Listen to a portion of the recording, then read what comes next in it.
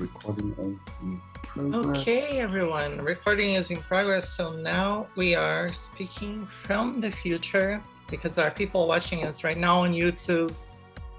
Some point in the future, on this cloudy morning, at least here, it's a quite cloudy morning. I hope it's warmer where you are, Vijay. What's the weather like in Canada now? I think it's 7 degrees Celsius, so it's not bad. We're saying. Not so inviting, so No. we should not complain. Should not complain. So we are very happy to have this webinar right before our October conference, which Victor is going to tell you a little bit more at the end. And we are super happy to have Vijay here with us. And we've been trying to have him for a while because he was a plenary speaker before, and we love him so much, like the work he does. We feel it's so relevant and so in sync with everything that we do as PronSIG and what we want to promote. And we are really happy that we managed to have you here today, Vijay. So Vijay is going to be talking about what pronunciation teachers can learn from international teaching assistants. So be prepared to have your mind blown, because that's always how it is with Vijay. On Twitter, I follow him, and he always posts some really thought-provoking things that make me think, and I'm like, oh yes, Vijay, you're right. We should do this and we should do that. So I'm sure you're gonna have a lot of these moments today. Remember that certificates are provided to anyone who's watching this webinar live. So right now, if you're watching it in the present, you're going to get a certificate. You're going to get an email with your certificate once the webinar is finished. If you're watching the recording, if you're watching it in the present but on YouTube, make sure you take you make your own note of your own professional development activity. There will be time for questions at the end of Vijay's talk. Remember to write your questions in the Q&A box, and the Q&A button appears once you move your cursor to the bottom of the Zoom window. And if you have already written like a question or something right before the webinar, just make sure you copy and paste and post it there. If you need any help during the webinar, please contact Victor or me during the webinar. That's fine. Contact us in the chat. But let me tell you a little bit more about Vijay in case you are not living on planet Earth and you have never heard of him. Vijay Ramjattan is an international instructor is an instructor in the International Foundation Program at the University of Toronto. His research and teaching interests pertain to language, race, and workplace learning. So, Vijay, the floor is yours whenever you're ready. Thank you so much, Taylor, for that lovely introduction. And thank you so much for inviting me to speak today. And of course, thank you to Victor for all the behind the scenes work and getting everything organized at the last minute, basically. And of course, thank you all for virtually attending as well. And it's nice to know there's an international audience. So even though I can't see you, I appreciate your presence. Let me just share my screen with all of you. Hopefully this works again. So hopefully you're seeing the title slide and you're not seeing my presenter notes or anything. Okay, so yeah, so thank you all once again for coming today. So the title of my presentation once again is what pronunciation teachers can learn from international teaching assistants. And it is around 7 a.m. where I am right now, so please forgive me if I'm not as coherent as I would like to be so early in the morning. Yeah, but let me start off by just stating outright the intent of my presentation today. So as Taylor kind of talked about in the introduction, right? So I don't really have any, like, I often the purpose of my presentations is to provoke people. So saying that, right, this presentation isn't really offering, practical tips or so-called best practices and so on, right? It's really an opportunity for us to critically reflect on our pedagogy as pronunciation teachers. So this presentation attempts to do so by arguing that making pronunciation teaching better serving for students involves paying closer attention to the contextual factors that shape their pronunciation. So having said that, it specifically explores the professional lives of international teaching assistants, or ITAs, whose pronunciation is often scrutinized and criticized for various reasons in North American universities. So as I'll sort of demonstrate today, I think the experiences of ITAs can help pronunciation teachers consider such things as the following points, right? So first of all, I think looking at these experiences can help us think about how interlocutors or specific communicative tasks shape pronunciation. We can also think about the social, cultural, ideological forces that influence notions of pronunciation. And finally, we can think about this idea of how pronunciation is more than an individual responsibility. It's really should be a collective, joint, mutual responsibility. So with that said, let me just give you a quick overview of what I hope to speak about within my 45 minutes today. So to begin, I'll give you some more background information on ITAs and really talk about their speech accent and how their accents are perceived as important in the performance of academic labor. So after we look at that, the main bulk of my presentation is really, outlining the title of my presentation. So what can ITAs inform pronunciation teachers about, right? So we'll look at 3 areas of reflection. So first, we'll look at this idea of having enough pronunciation, right? So how much pronunciation is actually enough to make oneself understood in various intercultural encounters. Another thing that we want to reflect on is linguistic racism and how this impacts everyday perceptions of accents. And finally, I want us to think about listener training as pronunciation teaching. So oftentimes we think of pronunciation teaching as only focusing on the speaker, but maybe we need to reframe pronunciation teaching and expand its parameters to include listening in a more explicit way. And then finally, just to wrap up my thoughts, I'll just offer some general summarizing ideas of what you should take away from this webinar.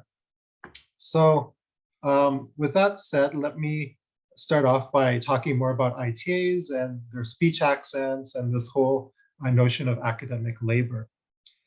So today, when I talk about ITAs, I'm talking about international students and particularly graduate students who take up teaching assistantships to financially support their studies and or gain professional development, right? So at least in the North American context, international students are subjected to these very strict student visa policies, right? So they can't really work like outside the university for many hours. So because of this and the need for money, right, they have to take up teaching assistantships to support themselves. But also, many international students want to pursue a career in academia. So taking up a teaching assistantship is actually a good way to gain some sort of professional development, right? To help oneself, prepare oneself for teaching in academia. But in North American and of course other global North universities at least, that are under continued neoliberalization, ITAs are an important source of casual academic labor. So when we think about characteristics of the so-called neoliberal university, right, one major characteristic is the increasing reliance on contingent faculty, right? So there are less and less full-time, tenure track positions, right? But universities are requiring, contingent faculty, graduate students, ITAs to teach all of their courses, right? So ITAs are really valuable in that sense because they are this cheap labor force for universities. But because their labor is perceived as mostly verbal in nature, ITAs are expected to learn how to obtain a so-called professional voice, right? So when we think about further characteristics of the neoliberal university, Another characteristic is this idea of how it treats education as this private good to be consumed by student customers, right? So we really have this sort of transactional understanding of education, particularly in higher education, right? So we think of an ITA or a faculty member, for example, verbally delivering knowledge to a student who consumes this knowledge auditorily, and they take this knowledge with them outside to get a job, etc. Right? So because of this transactional understanding of education, ITAs and other teaching professionals are expected to have professional sounding voices because this is the medium through which they deliver knowledge, right? This product to students, the so-called product, I should say. However, I think the so-called, however, the so-called foreign accented Englishes of ITAs are often constructed as these so-called professional liabilities, right? So in particular, these accents allegedly interfere with ITAs being understood, right? So these accents are believed to interfere with intelligibility. These accents are also perceived as preventing ITAs from displaying certain types of feelings like excitement. So ITAs who are identified as having so-called monotone pronunciation, for example, might be labeled as boring professors or unfriendly because of this lack of intonation in their voices, right? So in these different senses, right, an ITA's accent can become a burden, right? Because an ITA is unable to sort of show that they're intelligible or show that they're friendly and so on. So a major part of the work of ITAs then is to ensure that their accents align or at least do not conflict with students' auditory preferences with regard to learning, right? So they have to make sure that their accents are not a burden, right, for students. So when thinking about this professional obligation of ITAs, it is important to remember that they are working in complex working environments. So for example, let's consider some of the following points. So first of all, ITAs often work in internationalizing universities, which means they are interacting with interlocutors from all over the world, right? So when we talk about an ITA needing to have a particular accent or a particular type of pronunciation for the academic workplace, this is a really dynamic, requirement because, different interlocutors from various ethno-racial and linguistic backgrounds might have different expectations on what an ITA should sound like, right? So this definitely complicates what it means to sound right as an ITA. Another thing to remember are the disciplinary cultures in which ITAs are situated and how these cultures might uphold specific communication norms. So logically speaking, right, if an academic discipline, for example, doesn't require a lot of oral communication, this might mean that there are relaxed expectations about accent and pronunciation because people aren't expected to talk a lot. Conversely, in oral communication heavy disciplines, right, there might be more strict guidelines or expectations, right, with regard to sounding a particular way, right? So ITAs who are in different disciplinary cultures might be subject to different expectations about their accents. And then finally, the alleged problem of ITA accents cannot be divorced from native speakerism, racism, xenophobia, and so on. So when we talk about this problem of ITA's accents, right, we have to remember that this is not a purely objective, neutral, technical problem. This is a problem that is created by native speakers' understandings of, professional sounding speech, racist understandings of this type of speech, xenophobic understandings of this type of speech, and so on, right? So I want to emphasize that, this problem is far from neutral and straightforward. So, when it comes to pronunciation teaching, then understanding and taking into account such complexities can help teachers provide better instructions to ITAs and other marginalized students in similar contexts. Okay, so yeah, this brings us to the main bulk of my presentation today. So in order to detail how understanding ITAs can better inform the pedagogy of pronunciation teachers, the rest of the presentation is going to draw on a recent article that I wrote for TESOL Quarterly. So this is my shameless plug of my own research here. But basically, yeah, what I'm going to do, I'm going to draw on excerpts from this article, and I'm going to argue that pronunciation teachers need to reflect on three things, right, in particular today.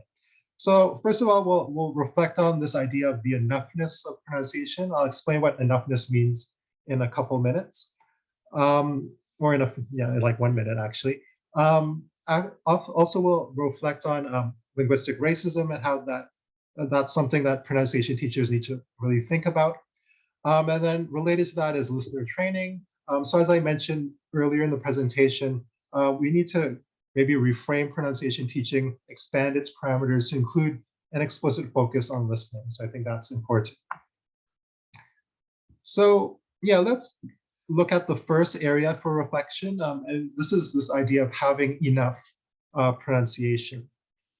So Blomers and Veres 2015 discussed the notion of enoughness with regard to adjusting various semiotic resources to claim a certain identity category, right? So what does this actually mean, right? So if we think of a semiotic resource as being an accent, for example, right? Enoughness may involve phonological features being modified to signify that one comes from a particular place, for example, right? So if I want to convince people that I am Canadian, for example, I might, adopt certain stereotypical Canadian English type of phonological traits or, stuff like that, right? To emphasize to you that I am coming from a particular place, right? So sometimes this idea of enoughness means, changing an accent in certain ways, right? In very specific ways to sort of communicate a certain aspect of myself, be it an identity, my social locations, my geographical background, and so on.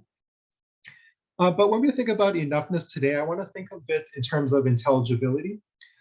So for me, at least, right, I think of enoughness as also meaning how much of an accent needs to change in order to be understood, right? So it's really about, restraining ourselves when it comes to pronunciation, right? So do we need to change the entirety of our pronunciation, or are certain elements of our pronunciation, sufficient enough to actually communicate with other people? So the concept of enoughness seems to play a role in how Alejandra crafts her professional accent as part of her academic labor. So Alejandra was one of the participants in that TESOL Quarterly article, and she's Colombian, and she speaks Spanish as her first language. So Spanish is her L1. So Alejandra, at the time of data collection, was pursuing her PhD in engineering. But before living in Canada and studying in Canada, she actually lived in the US for a little bit. And during her time living in the US, she really expressed, sadness and anger, right? Because she witnessed through the US media of how Latinx people like herself were being portrayed as these so-called dangerous foreigners that were invading various US borders, right? So having witnessed this sort of racist, obviously racist nativist framing of Latinx people in the US, right? This made Alejandra feel like she needed to display her identity at all times in her everyday interactions. And this sort of political stance, right, with regards to displaying her identity was something that was definitely incorporated into her work as a teaching assistant. So what we have here on this slide is just an extract that I took from one of my conversations with Alejandra. But before I read it, I just want to note that how Alejandra and I are treating nativeness and non-nativeness in English here as these sort of straightforward categories, and are also treating accent as sort of in a simplified way. We're thinking of it as consisting of phonological building blocks, right? So for me, right, this does not align with my own political views on these terms, right? So I do not see nativeness and non-nativeness as these straightforward, purely linguistic categories. Neither do I necessarily believe that an accent is just, an amalgam of different phonological features, right? I think both sets of terms are more complicated than that. But the reason why I chose to adopt Alejandra's framing of these terms was just to make her more comfortable expressing her views, right? So I didn't want to judge her and say, well, why do you think nativeness and non-nativeness are these sort of basic, straightforward categories, for example, right? So while we read this extract, just remember that, these are not necessarily my own political views on these terms, but once again, I just wanted to make Alejandra, feel comfortable expressing her her views. So what I'll do, I'll just read this extract for you, and then I'll further comment on it and how it relates to, the enoughness of pronunciation. So I start off by saying, so like having an accent, does that mean having a native or native-like accent? And Alejandro responds, I would say yes and no. I feel that you can still have your accent but still be understood perfectly. So I think it's more in terms of words, like if they sound similar to that of a native speaker, but you can sound how you are when pronouncing sentences. It's more like, and she pauses for a couple seconds, and I interject, just taking some elements. She replies, yeah, taking some elements, and she emphasizes that word elements. That's right. So I guess you're developing like a hybrid accent, like you still have your Spanish intonation and rhythm, but the pronunciation of specific words would sound native. And she says, yeah, I don't want to forget where I come from. So I think it's also about keeping a sense of identity, like being recognized as Latina. So Alejandra's work on her accent entails making it an audible accessory to communicate different aspects of her identity. So while the so-called native English elements would tell students that she's an intelligible teacher, the Spanish parts would help them to remember that she is Latina. And once again, this display of a dual identity is fueled by Alejandra's desire to make a political statement in the classroom. That is, she's not a so-called dangerous foreigner as portrayed in the media, but rather she is a qualified teaching professional. But beyond her desire to be orally recognized as Latina, it is worth asking why Alejandra finds it acceptable to sound like a so-called native English speaker in a fairly minute manner. So one possible explanation pertains to Alejandra's disciplinary context of engineering. So given that oral communication in engineering is expected to be quick and precise, this can translate into relaxed expectations about changing an accent. In fact, as Alejandra and the other engineering participants detailed in interviews, because they were never required to engage in extended conversations when teaching students or when generally interacting with colleagues, which could warrant less concern about the intonation and rhythm of speech, their main concern about accent pertain to how they pronounce particular key words or phrases in an utterance. So therefore, it's necessary to consider how the disciplinary context in which she works can help Alejandra partially resist, right, the need to orally emulate English nativeness. So, what can we learn about Alejandra's description of her hybrid accent? So when we think of this description in terms of pronunciation instruction, I think we can, her description, her hybrid accent should make us think about the following questions. So these questions are not necessarily questions that I have an answer for, right? This is something maybe we can explore in the Q&A if you'd like. I'd like to hear if you have any, great answers. I'm more than willing to hear them. But for now, just, I'm going to ask them and have us kind of reflect internally as we think about each one. All right, so the first question I would ask is, how much pronunciation instruction is enough for students to not feel that they're losing their linguistic identity? So when we think about our own pedagogies, right, are we allowing some flexibility for students to express their identities, right, even beyond language, right? So with pronunciation teaching, right, it might be tempting to sort of be rigid and say, well, students need to learn this, and this in order to be, more intelligible, right, outside the classroom, right? But I think it is important to have some sort of flexibility, right? Allow students to have some flexibility in how they want to use English pronunciation, right? How do they want to express themselves as English users? A related question is the following. What elements of pronunciation are enough for students to actually be understood by others? So as we saw with Alejandra, right, since she works in engineering, right, in the context of engineering, where oral communication is not expected to be, extended, Alejandra is perfectly fine with just changing, her pronunciation on the phonemic level, it seems, right? So if we know we have students who are engineers, for example, and we know that they just need to talk, very minimally, it might be, worthwhile and necessary just to focus on the phonemic level of pronunciation with students, right? So not focus on super segmental features like intonation and so on. And then the final question I would ask, which is obviously related to the previous two, is how can teachers better incorporate students' lived experiences into their curricula, lesson planning, etc.?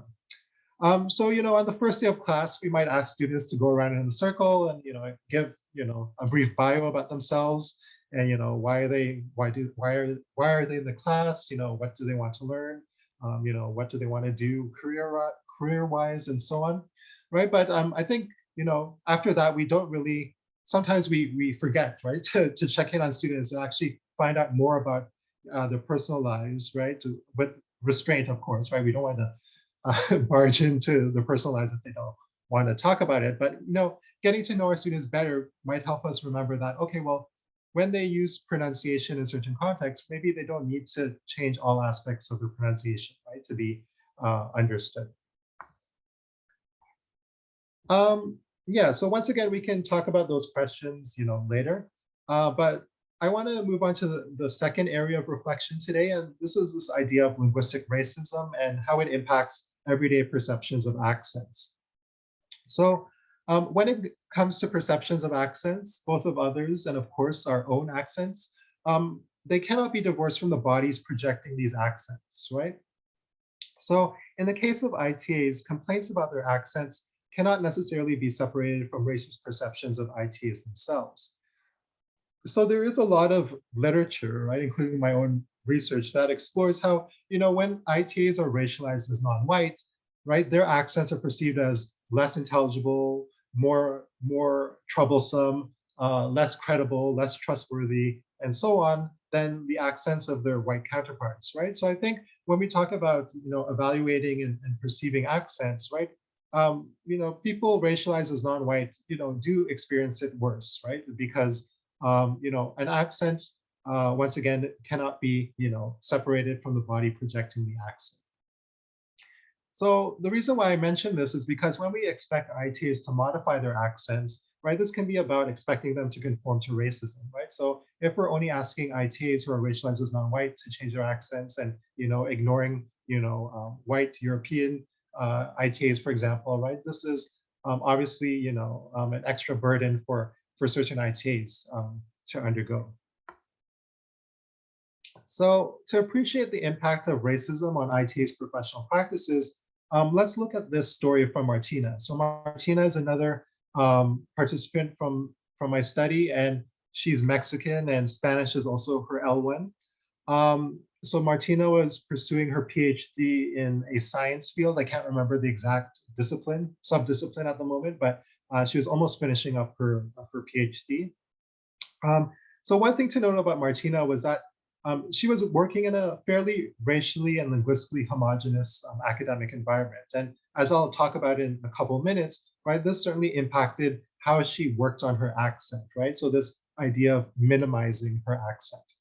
So what I'll do again, I'll read Martina's story, and then like I did before with Alejandra, I'll comment on this story. So Martina says, I speak in English in my daily life outside university, but I do not focus a lot on my accent. I notice that I do put more effort to minimize my foreign accent with students during teaching assistant time. This is to remove any distractions from what I say. So one example of minimizing my accent is like in Spanish, we tend to use the T very tough, whereas the T in Canadian English is not that tough. So for example, I could say city, but I would say city. I think I'm doing this more for fitting in the class than for understanding. So, what's noteworthy about Martina's description of her accent work here concerns her pronunciation of city as city, which linguists refer to as flapping in North American varieties of English. So this flapping seems to be related to her mention of removing distractions from her speech. But as Martina admits, however, this removal is not entirely about enhancing intelligibility, but rather for fitting in her class. So understanding a possible, but by no means definitive motivation behind this goal involves noting Martina's position as a racial outsider at work. So while noting that her fair skin could allow her to initially pass as white in front of her mostly white so-called native English-speaking student audience, Martina also noted that her voice immediately positioned her as an auditory other in the classroom. So in other words, her so-called foreign accent in English racialized her as not quite white or not white, and thus made students mock this English on numerous occasions. Therefore, by minimizing the foreignness of her accent, Martina might want students to orally forget the source of her racialization and consequent mockery.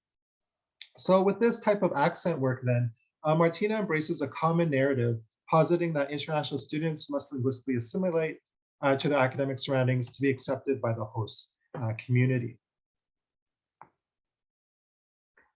So I think Martina's attempted minimization of the so-called foreignness of her accent raises further questions for pronunciation teachers to consider.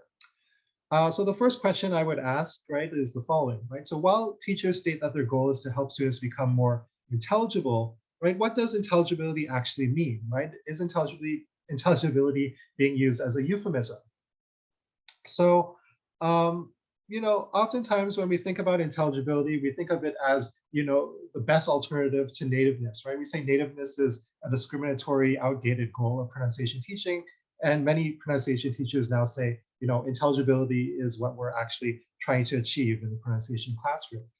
But sometimes, intelligibility can just be a euphemism for nativeness, right? And as Martina sort of alluded to or briefly mentioned at the end of her narrative, when she's saying city as city, she's doing so more for fitting in the class, right? It's not really about making students understand her. It's really about making students accept her, right? As a more of an linguistic insider. So when we talk about intelligibility, we have to critically ask ourselves, are we actually defining intelligibility differently from nativeness, for example, or are we just using it as a euphemism for nativeness? Another question to think about is the following. What can teachers do to combat the internalized linguistic racism students may hold in relation to their own accents? So as we kind of see in Martina's story, right, she feels, well, the overall tone of her story is that, the way that she pronounces city as city, is, or the hard T, I should say, is not sufficient enough, right, to be a teacher in the Canadian context, right? So we have this sort of idea that Martina feels like, her current pronunciation is unsuitable to be a Canadian teacher. So what can teachers maybe do to combat this type of internalized linguistic racism that students may hold, right, with regard to their own pronunciation?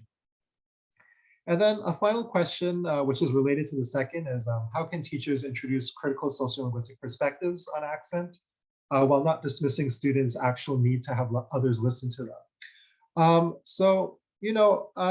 It's easy to criticize Martina's, flapping, right? So we might say, she should know better, right? She should keep her linguistic identity, right? But we have to remember that Martina is not a linguist. She's not a sociolinguist, right? She's just teaching science to students. She just wants to get through her day. She just wants students, to accept her as a teacher, right? So, she's just coping, basically, right? Linguistically coping in a way.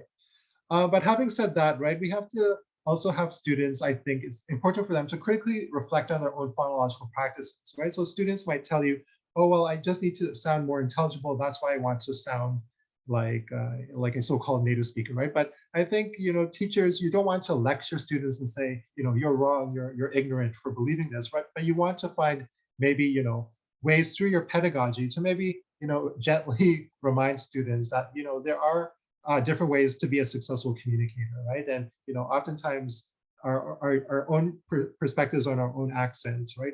The reason why we may perceive them as deficient is because we've been socialized into believing that they are deficient for various reasons. So I think it is important in the pronunciation classroom to, talk about, the social life of pronunciation in different respects.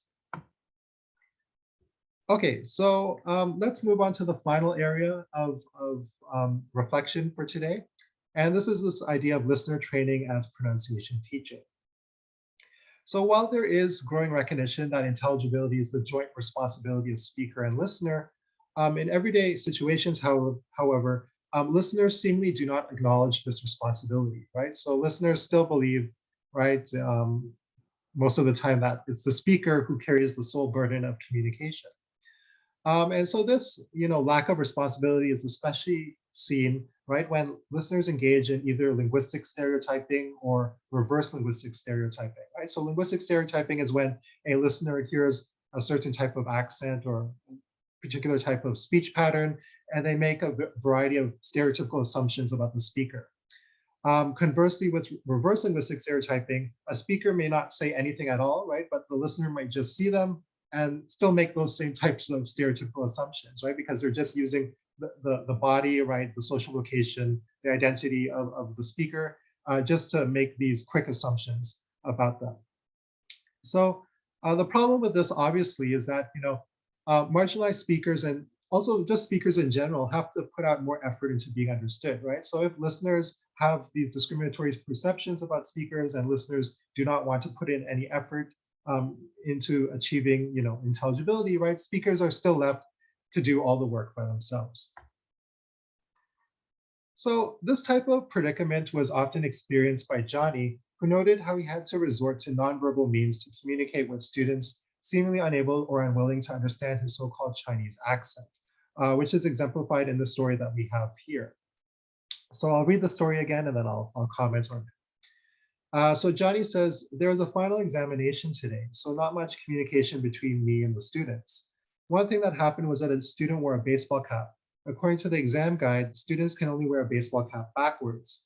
So I told him, please reverse your hat. But the student did not understand me. I think he was a white native Canadian. I had to gesture reversing a hat to let him know. Okay, so I think there are several points to note about this story. So I think, first of all, because Johnny told this narrative solely from his perspective, the possible reason for the student's misunderstanding is not entirely clear. So it is entirely possible, for example, that this confusion about Johnny's order, his instructions rather, was actually lexical in nature. That is, by hearing, please reverse your hat, instead of something like maybe wear your hat backwards, the student might have believed that Johnny wanted to turn his cap inside out, right?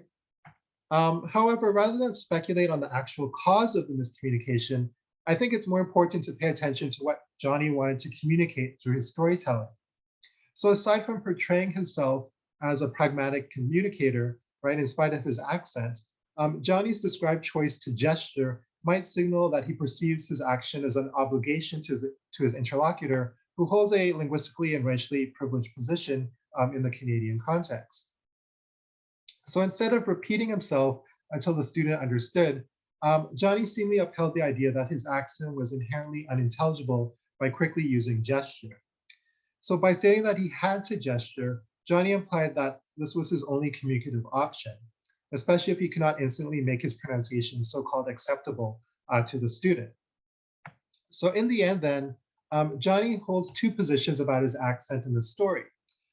So even though his use of gesture indicates how his accent is not always important in conveying information, the fact that he resorts to gesture highlights that it does act as a communication barrier that needs to be circumvented in some way. So I think Johnny's interaction with the student should make us think about reframing the purpose and goals of pronunciation teaching. So first of all, I think we should ask, how can pronunciation teaching involve marginalized speakers and privileged listeners in the same learning space? So when we talk about pronunciation teaching, like I mentioned earlier in the presentation, oftentimes we think of it as only pertaining to the speakers, right? But I think it is something that we should really radically consider, is maybe having pronunciation teaching involve speakers and listeners learning and working together, right, to understand each other. And related to this question is the next question. So how can pronunciation teachers foster ethical solutions to cases of misunderstanding? So when speakers and listeners are learning from each other, working together, right, it's possible to maybe have them mutually decide on ways that they can understand each other, right, without having one party do all the work, right? So it could be that sometimes gesture might be appropriate when someone can't understand someone else's pronunciation, right? So pronunciation teachers obviously focus on speech, right? But we have to remember that we have multimodal resources available when we communicate. So, if someone can't understand our pronunciation, for example, why not use gesture, right? Why not use our bodies in different ways to communicate a point? But having made that point, however, I want to ask the third question. How much work do speakers have to put in, however? So like I mentioned before in the previous slide, while I think Johnny's use of gesture is innovative, right, and it shows that he's an expert communicator, right, the fact that he had to use gesture instead of just repeating himself until the student understood still signified that his accent is not good enough, right, for the student at least, or that's what we might interpret from the story.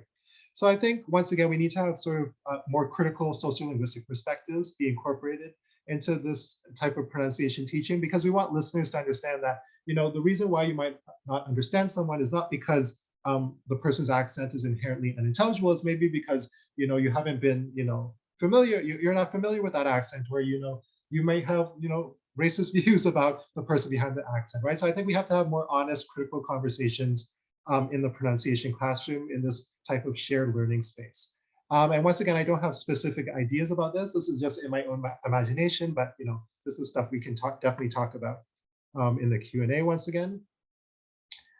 So yeah, let me start concluding now. So I think, yeah, using ITAs as a case study of sorts, this presentation sought to underscore the importance of recognizing that pronunciation teaching and learning are more complex than what they appear to be at first glance. So while pronunciation teaching often treats pronunciation as a decontextualized technical skill to master, I think it can't be divorced, right, from the micro and macro context in which it is used. So as noted in the examples presented today, such contextual factors as academic discipline, social locations, both of ITAs and their interlocutors, and audience influence, perceptions of and decisions about pronunciation. So I think it is therefore vital for pronunciation teachers to not just focus on their students when designing lessons and so on. They also need to acknowledge how their students are positioned in different social worlds. So I think that's a good place to end my rambling this morning. So these are just, yeah, some of the references that I've used in the presentation today. And, if you need to contact me after the webinar today, find me, you can email me, or if you're on Twitter, follow me, or if you want to learn more about my work and research, you can check out my website. Other than that, thank you very much for your attention, and I look forward to receiving any of your immediate questions or comments. So yeah, thank you once again. And I will stop sharing my screen. Yeah. Thank you for that, Vijay. Just things up here. All right, everyone. If you want to ask any questions to Vijay, please use the chat box or the Q&A. Once again, the Q&A is in the center of your screen, on the bottom side of it. This looks like two speech bubbles. You can post your questions there. But in the meantime, I just organize here. So, I mean, because as you were going along, I was just studying it while people get used to it. One of the things you mentioned that was very important, I would say, for most people here, is because we have this idea now, okay, let's talk about native speakers. Now let's focus on intelligibility. But I think it's important that we get more information about it. A few people, okay, right, it was too easy, right, to get rid of nativeness, but are we really rid of that? Then when you mentioned the aspect of enoughness, I was going to ask you this. From what you've seen, and because you mentioned examples from people who are not instructed linguistically speaking, like maybe they don't have a training in linguistics, would you say that there's something that we can do as teachers, as trainers, for example, for those people? Because at the end of the day, they are going to be trained somehow. Mm-hmm. Because that's what was really interesting to see, that she chose something that was very, let's say, salient to her in someone else's pronunciation. Mm-hmm. But then I don't know, just to add more examples, I've seen cases of teachers from different parts of the United States. When they move to different parts of the country, they say they have to change their accents, so they're making an effort. I've done that myself with my English, because it would sound, if I sound the way I sound with my friends, it's something, so those things, it's so complex. So I just wanted to know if you could talk a little bit more about this, how we can, what do you think we can do, honestly, if anything?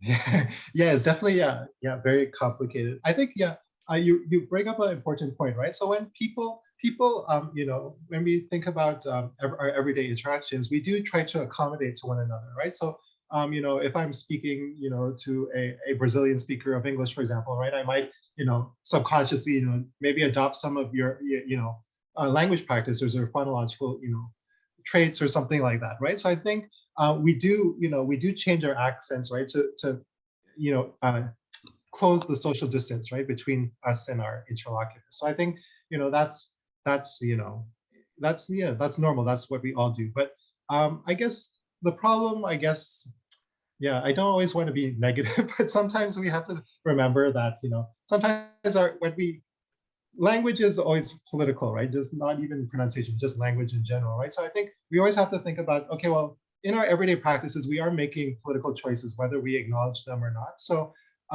you know, with Martina in that story, right? For example, her saying using flapping, right, to better align with her students, right? It could be seen as her wanting to be a more, you know, a more, she wants to, you know, build a rapport with her students, right? So she wants to make them trust her, right? So that's part of being a teacher, obviously, right? But we can't forget, you know, there are these racial hierarchies between her and the students that, you know, are there, right? But you know, they might not be acknowledged, right, on the everyday level. But I think, you know, yeah. So I guess to summarize my rambling, I don't have a good answer for you, but I think we have to embrace the messiness, and I don't think there's one, you know, there's not one right answer, because I think another thing I should have emphasized in the presentation is that, you know, pronunciation is very much contextual, right? So doing one thing in one context may not be, you know, the best thing in another context. So you know,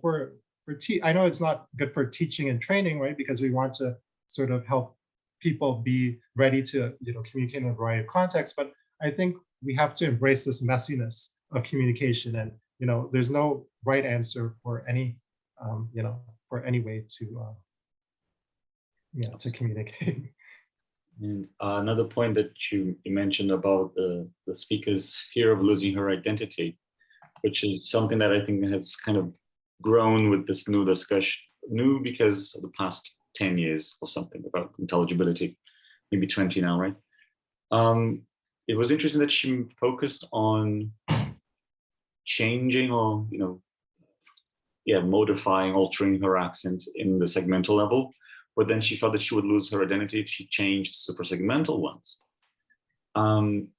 I was just curious if what you know more about this, because I think I can understand why she is saying that, but at the same time, there are some, depending on the language we speak, the way we ask a question may sound as an information to another speaker. So that part of the agreement of intelligibility. What is the effort that the speaker is putting to make communication flexible? Right? So I was willing to ask you if you can comment a little bit more about these, and then we have two more questions. Oh God. Yeah. So I think, yeah, with Martina's, sorry, not Martina, Alejandra's, you know, her own accent work. I think, yeah, I have to once again emphasize that, you know, in that study I interviewed a lot of engineering ITs, and you know, with engineers, they have this they're socialized into perceiving the world in a very linear, straightforward manner. They want to make everything less complicated. They just want to, you know, just get to the gist of something, right? So I think with Alejandra, I think she, you know, once again, was having this simplified understanding of pronunciation. So I don't know personally if she can actually, you know, do this. When I was interviewing her, I did notice that she didn't really like her. I didn't perceive her so-called Spanish accent that much, right? So perceptually during the interview, that was not something that was, you know, that was not something I was noticing. But I think, yeah, I think once again, I think when we think about our conceptions of language, it does go back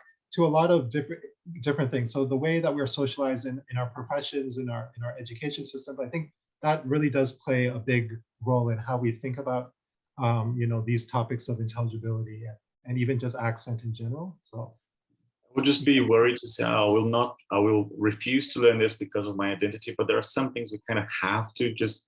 Yeah. Of course, there is lots of things that the listeners aren't doing, but as speakers, we still have to do something. Right? Yeah. Yeah. Oh, yeah. Just to add something. Yeah. So I think, yeah, that's the other problem because, like I mentioned in that excerpt, right? Martina thinks of accent as, consisting of phonological building blocks. But as you just mentioned, right, accent is really this amorphous, dynamic thing, right? So, it is hard. You can't just say, okay, I'm just going to focus just on, one thing, and then it might lead to another thing, right? So that's another issue with Martina's conception of her own accent, right? It's not as, easily segmentable and, fixable as we might think, right? So yeah, so thank you for bringing that up. And just before I move, hand it over to Taylor, there's a question by Tuana Hamid. She is asking you, how would you describe non-native students' expectations of the non-native teachers' accents to be native-like? That's an interesting question. So I think, I think we all, when we think about, native speakerism as an ideology, I think we're all subject to it, both so-called native and non-native speakers, right? So I think, it is hard for teachers to negotiate a professional identity when students are perceiving them as, deficient, right? So I think, so I forgot the question was, how do teachers respond to it, or what was I forgot the exact. How would you describe non-native students' expectations of the non-native teachers' accents to be native-like? Oh, okay. Yeah. So, yes, I think, students, I think students, even if they are non-native speakers, may, still have native speaker sentiments, right? So I think it's not something we can necessarily escape, right? But it's something that maybe, we have to find. Yeah, I don't have a good answer, so I'll stop rambling. Oh, come on. Taylor, you said you had a question as well. Before I go. Yes, actually, I have two questions. First, what was your inspiration to conduct this kind of study? Like, you have a very clear global North accent. So have you ever felt that as a non-white person, as a person of color, you yourself had to defend your accent in some type of way? Yeah, so I think a big thing about like my research, like one thing that I appreciate from my own personal experiences is that, it was never about the accent, right? When we talk about accent and accent discrimination and everything like that, it's really, once again, about the person. So, most of my professional experience has been in English language teaching. And, sometimes I've had students say, okay, well, oh, you have an accent. I'm like, okay, well, what type of accent do I have? And they say, oh, well, it's not a Canadian one. Like, they'll insinuate that, right? So just FYI for the people in the audience, right? I was born and raised in Canada, so I identify as a so-called native speaker of, so-called Canadian English. But there's, the literature on racial linguistic ideologies, right? As articulated by Nelson Flores and Jonathan Rosa, and they would say, racialized people, no matter how they use language, they're always perceived as using it differently and deficiently, right? So I think from my own personal experience, I have experienced that. So I think. It is easy for me to criticize, different approaches to pronunciation teaching. It's easy for me to denounce accent discrimination because I have a so-called privilege. Well, I have a privileged accent, but having said that, I do know that because I am racialized as brown, right, in a North American context, I do know that accent is not that important as we make it out to be. So, yeah. It's interesting that you mentioned that because. As someone who also teaches specifically pronunciation, and because I look a certain way, I feel there is a lot of privilege in that, even though I'm not a native speaker of English, because I look a certain way, I have a certain look, and I speak a certain way. I think people tend to listen to me more when I speak about pronunciation. It's almost like that kind of gives me a badge of like authority, like you can talk about these things, which is ridiculous. Of course. And I also wanted to know about the people you interviewed and their race, because I was very curious about how, like, what do they look like? Because you said Alejandra was she Spanish? Where was she from? Yeah, so she's Colombian, yeah. And Colombian. Yeah. Okay. So Martina in particular, so I mentioned with Martina's story, Martina is, well, she has fair skin. So she, in the interview, she talked about how she was often mistaken as European, right? So before she even spoke, people said, oh, well, they were surprised by her accent actually, because they just assumed that she was maybe, so from some Southern European country, for example, right? So when she actually spoke and she had her they heard her so-called Mexican accented English, right, then they started deeming her this racial other, right? So because she looked like her students, right, initially there wasn't any problem, but once she started to speak, as I mentioned in the presentation, her voice racializes her, so she becomes this other, right? So I think when we talk about race, especially in this study that I did, race, our language, right? Our language can racialize us, right? It's not just about skin color and phenotype in general, right? So I think we have to also recognize that accent and language in general does racialize people. And also, there was a question here from Edvigi Pompey for you, Vijay. In your opinion and experience, would you say it is okay to prompt students that are learning English to aim for being understood, no matter the way, instead of achieving a sort of native-like accent? A classic question, I would say, right? Yeah, yeah. So I think it goes back to like our previous discussion about I think students will come to the first day of class and say, oh, I want to sound like a native speaker, or like, oh, I'm paying for this for this education, and I want to learn what I want to learn, right? So it is difficult for teachers, right? Teachers can be accused of being too political, right? If they're enforcing their views onto students, and students just want to, they have, utilitarian goals, right? They just want to improve their pronunciation for school or work and so on. So, it goes, once again, I think there has to be some give and take, right? So I think teachers, you have to respect students' wishes, right? But I think you have to find ways, you have to show through your pedagogy that there are ways, to be intelligible without sounding a particular way, right? So I think it's something that you have to both work towards throughout your teaching, throughout the classroom experience. It's not something that you can, immediately dismantle, right, in an initial conversation. So it takes time, basically. Very much so. Here's a question by Alexander.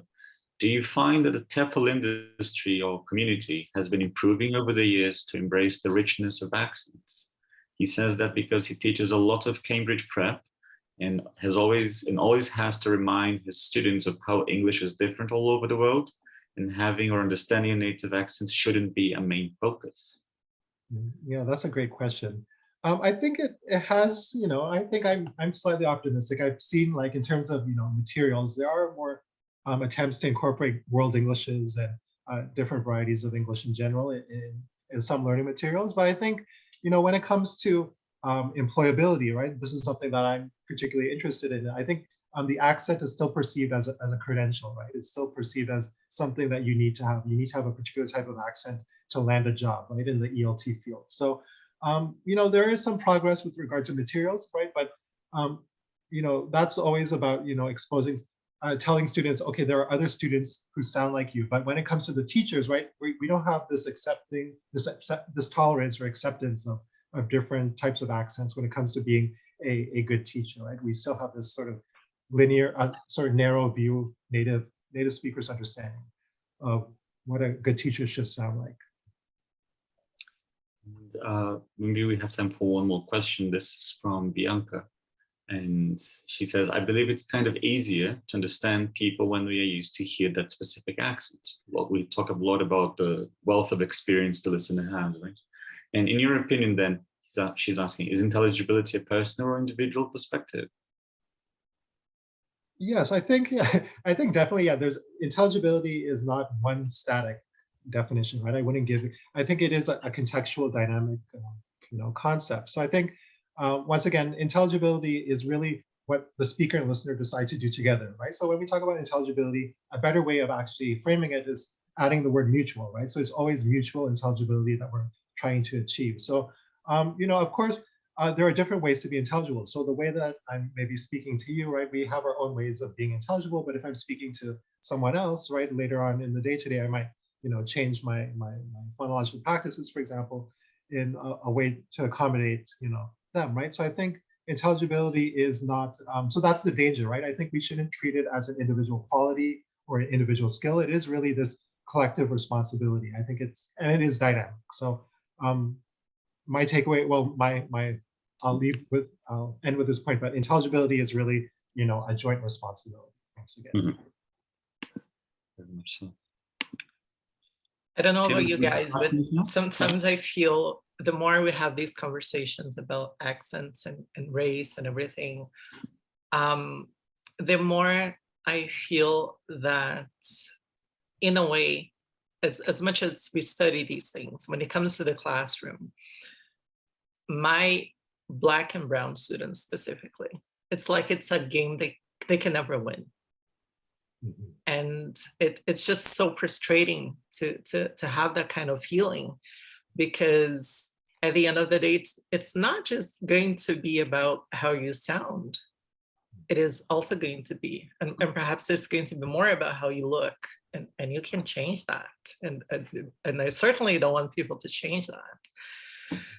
So, and it seems that some Black and brown students, and that's include female students as well, trans students, all the so-called all the minorities, all the minorities, they have to make a bigger effort to get the bare minimum that more privileged speakers get, in a way, right?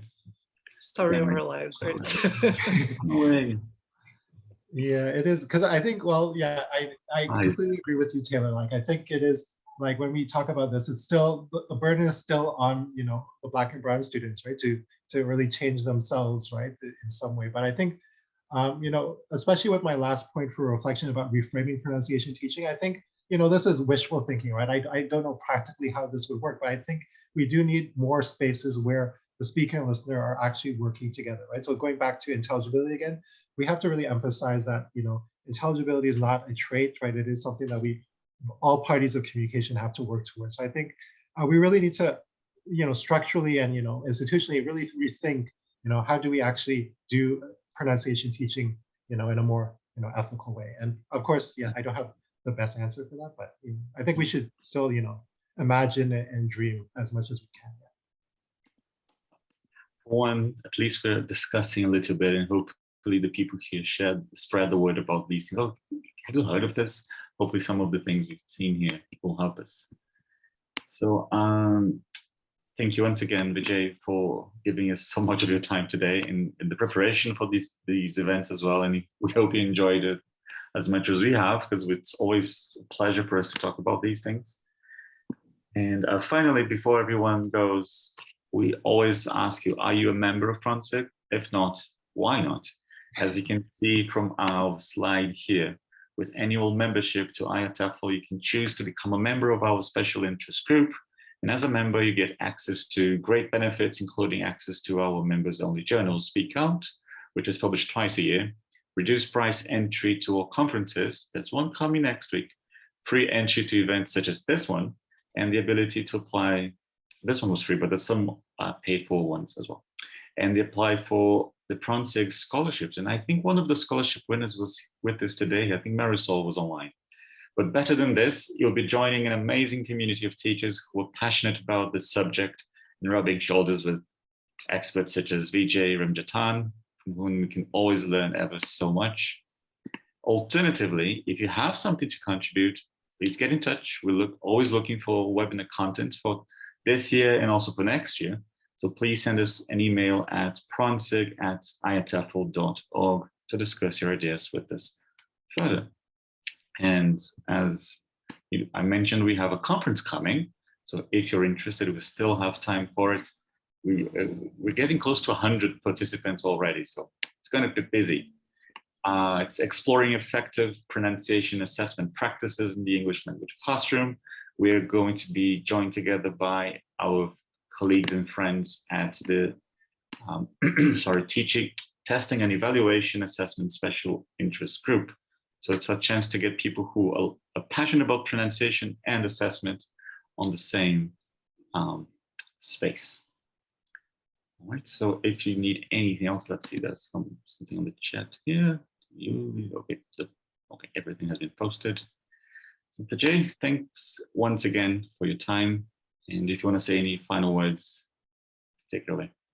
Well, yeah. Well, thank you once again, Victor and Taylor, for organizing everything and for your thoughtful questions and comments. And thank you all once again for virtually attending. So even though I can't see you, once again, I appreciate your online presence. So yeah, thank you all once again. Thank you very much. Taylor, I think this is good, right? I think that's it.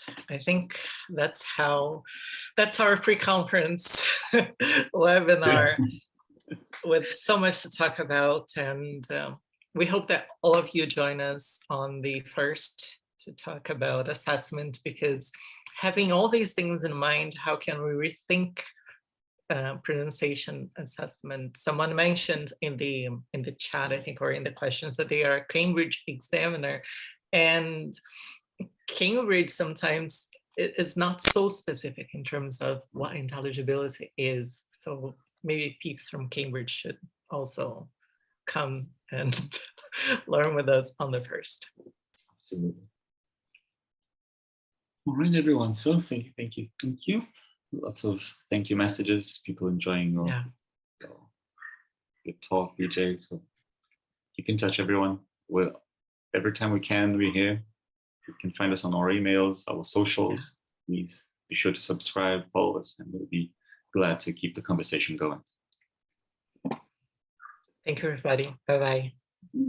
Stop recording.